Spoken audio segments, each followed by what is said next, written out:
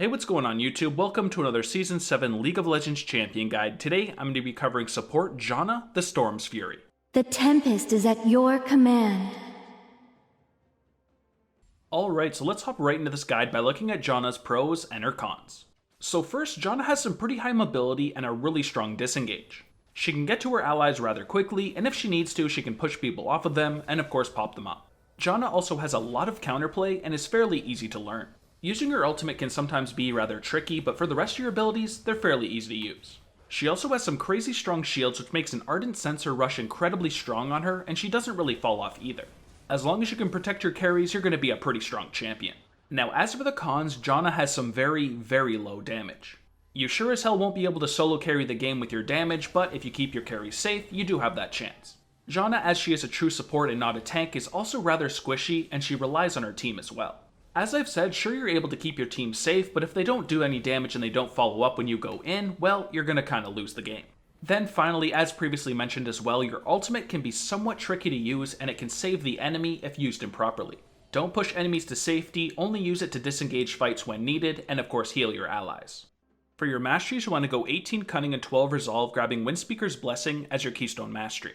This will make your heals and shields 10% stronger, and of course give you bonus armor and magic resist, so obviously since Janna is a shielding champion, it's incredibly strong. For the rest of your masteries, you want to focus on getting some mana regeneration, cooldown reduction, and of course Bandit as well, so you do have extra gold income. Then in the Resolve side, you want to pick up that extra regeneration and some increased health, so you're a little bit stronger early on in the game. You'll of course also be able to reduce the cooldown of your summoner spells by 15%, which is also fantastic. For your runes, you want to go for armor reds, health yellows, ability power blues, and ability power quints as well. You'll get a lot of nice tankiness from the armor and the health, which is going to make you a rather durable champion early on in the lane phase, and you're going to be pretty hard to deal with. Of course, you're also going to have that extra ability power just so your Q and W hit a little bit harder, and of course your shields are going to be much stronger as well. Now you do of course also have the option of going for glyphs of magic resist if you are against something like a Zyra or a Brand, but usually I'll just stick with the ability power unless I'm against a very hard AP matchup. For your summoner spells, you'll first want to grab Flash and then choose either Exhaust or Heal. Flash is a requirement because Janna is a very squishy champion and you can use it throughout the game to save your life. You can even use it aggressively to close a gap on an enemy and slow them with your Zephyr so your team can follow up, or you could knock people into your team with your Monsoon if you flash behind them. For your second summoner spell, Exhaust is a really solid option since it will be able to shut down an enemy's damage, but if your AD carry wishes to take Barrier instead, which is kind of the new thing, then you may want to pick up Heal instead. It's really strong in the bot lane to save either yourself or a teammate, so if your AD carry takes Barrier, make sure you pick up Heal, otherwise take Exhaust. Your passive ability is Tailwind, which gives you some really nice bonus movement speed and also makes you do some on-hit magic damage on your basic attacks. Janna passively gains 8% bonus movement speed and grants the same amount to nearby allied champions moving towards her. Janna's basic attacks and Zephyr deal bonus on-hit magic damage equal to between 15 and 35% of her bonus movement speed. So this of course is a pretty nice passive because that bonus movement speed is really nice to chase enemies and of course save your allies if they want to run towards you. Then of course you're getting that bonus on-hit magic damage, so Janna's basic attacks can actually be pretty annoying in the lane phase and you can harass your opponents. When you add the bonus attack damage from your E ability onto this, your auto attacks are going to hit pretty hard and you're going to be a very annoying champion.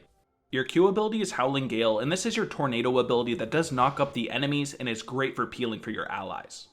When activated, Janna summons a Whirlwind at her current location which charges for up to 3 seconds.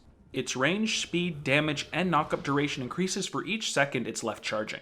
At the end of the duration or upon reactivation, the Whirlwind launches itself for 1.5 seconds in the target direction, dealing magic damage to all enemies it passes through and knocking them up for between 0.5 and 1.25 based on seconds charged seconds.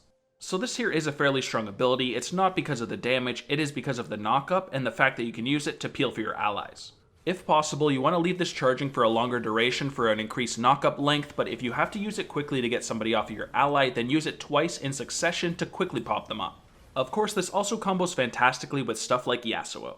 Your W ability is Zephyr, which passively gives you bonus movement speed and ghosts you, and when activated, slows the enemy. Passively, while Zephyr is not on cooldown, Janna is aided by an air elemental who ghosts her and grants her bonus movement speed.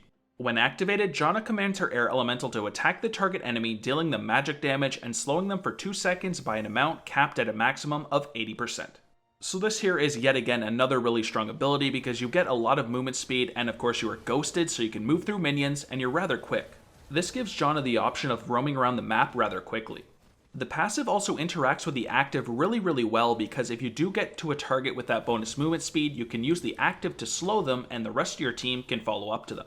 Try not to spam this ability too often if you think a gank may be coming in because that bonus movement speed could save your life.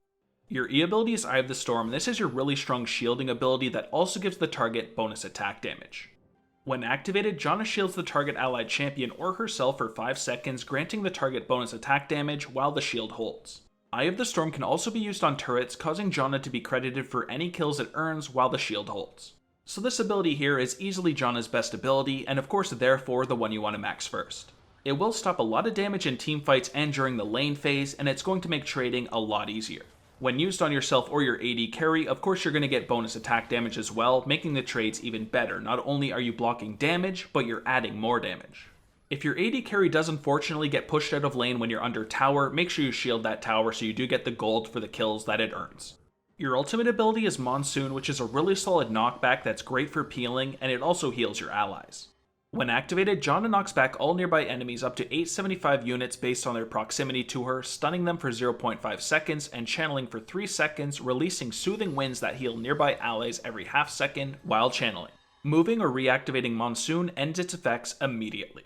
So this here is a really strong ultimate because it can disengage an entire team on top of you if you are losing the team fight.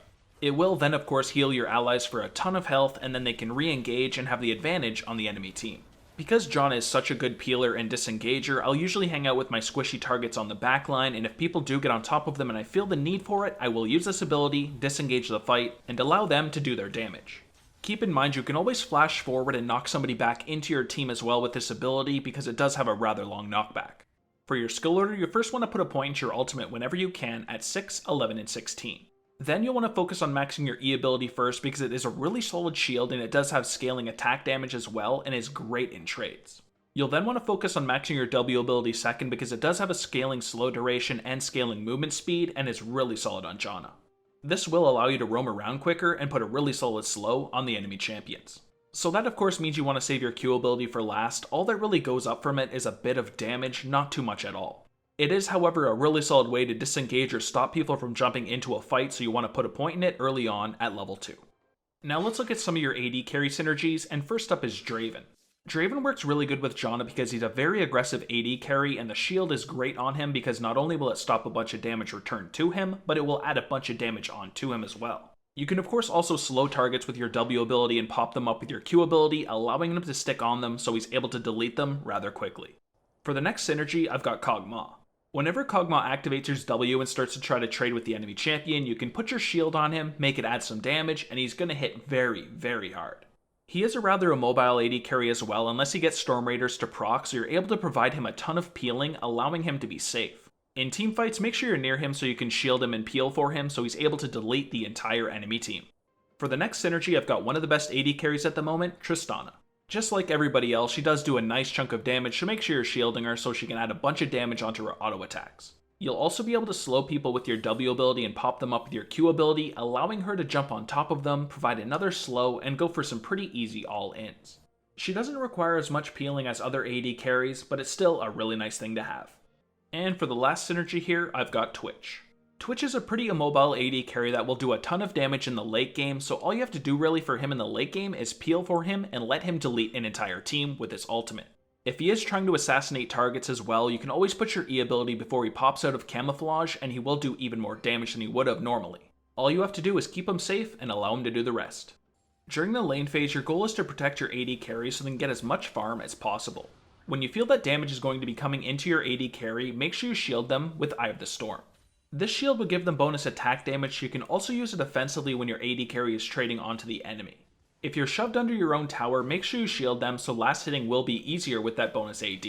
Besides shielding, you should also be using the rest of your kit to peel whenever it is necessary. Use your ultimate to knock back, your Q ability to pop up, and your W to slow. Lastly, of course you have to ward your lane, so make sure you keep your lane warded as much as possible with your trinket, and when you get your Sightstone, it gets even easier. In teamfights, your job is going to be to protect your team with your excellent peeling and shields. Against strong engaging comps, you should be saving your Monsoon to disengage teamfights whenever it's needed. Try to get off as much of the heal as possible so your teammates will have full health again so they can re-engage. Next, you'll want to try to predict damage coming in from the enemy so you can shield the right targets with your Eye of the Storm. This will of course make them a lot more durable and increase their damage at the same time. Finally, you'll want to use the slow from your W ability Zephyr and the pop-up from your Q ability Howling Gale to peel for your allies whenever you need to. Now let's look at some of your hard matchups, and first up is Sona. Sona's going to be pretty annoying to deal with because she has a lot of sustain from her W ability and she deals a lot of damage from her Q ability.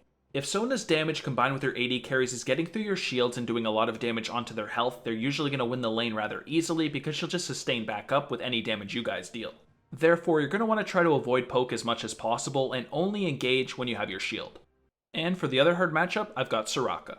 Soraka is incredibly annoying to deal with because any damage you guys deal to her AD carry will be healed up by Soraka. To counter this, you want to try to poke Soraka as much as possible instead of her AD carry, but this sometimes is really hard to pull off because usually she'll be positioned way behind in Africa. If it is possible though, try to poke Soraka as much as you can and avoid her AD carry, try to kill the lane by going through Soraka. Alright, now let's finish this off with the item build, which starts with either an Ancient's Coin health potion and a warding totem, or a Spell Thief's Edge health potion and a warding totem. If I feel like the lane's going to be somewhat even or even hard, I'll always go for the Ancient's Coin just to increase my sustain and whatnot, but if I feel like it's going to be a really easy lane, then sometimes I'll go for the Spell Thief's Edge just to increase my poke and make my shields a bit stronger. For the core builds, you want to rush an Ardent Censer and then get your Eye item and then a Redemption. As most of you know right now, rushing an Ardent Censer is pretty busted on anything that shields or heals, so of course Janna, as she shields a lot, is going to get this item. Then, as I mentioned, you want to buy your Eye item so you can actually ward lanes, and then get the Redemption, which is a really solid heal and also increases your shielding. You'll of course get a lot of cooldown reduction from this core build as well, which will allow you to use your spells a lot more often. For your boot options, you first have Boots of Mobility if you spend a lot of time roaming, Ionian Boots for 10% CDR, Merc Treads against high AP and CC heavy teams, and Ninja Tabis against high AD teams. Usually I'll go for Boots of Mobility because I spend a lot of time roaming and I like to move around quicker, but all the other boots are solid options as well. For your item pool, you first could have taken Talisman instead of an Eye item. It will give you some really nice movement speed, but honestly Janna already has a really nice chunk of movement speed and it's kind of not worth it in my opinion because you have to waste another item slot getting the Ruby Sightstone. It is however something some Janna players like to do, but I don't do it personally. The next item in the item pool is the Locket. This is a really strong shielding item that can completely stop ultimates like Brand's or, of course, Karthus's. The next item would be the Mikael's, which is also a really solid item because you can remove a crowd control from an ally, which will obviously save them. Next up would be the Athene's, which is great on Janna as well because she does have shielding and healing and of course can proc the passive on it. If you were wanting to attach yourself to a champion, you could always get the Knight's Vow as well, making both of you a little bit stronger. And finally, you could go for the Frozen Heart. This will reduce the enemy's attack speed, which is pretty solid, but some of your other champions may have already built one, so it's something I don't pick up too often. For my example full build though, I take the core build number 1, get some ability boots, and then get the Locket and a Mikael's.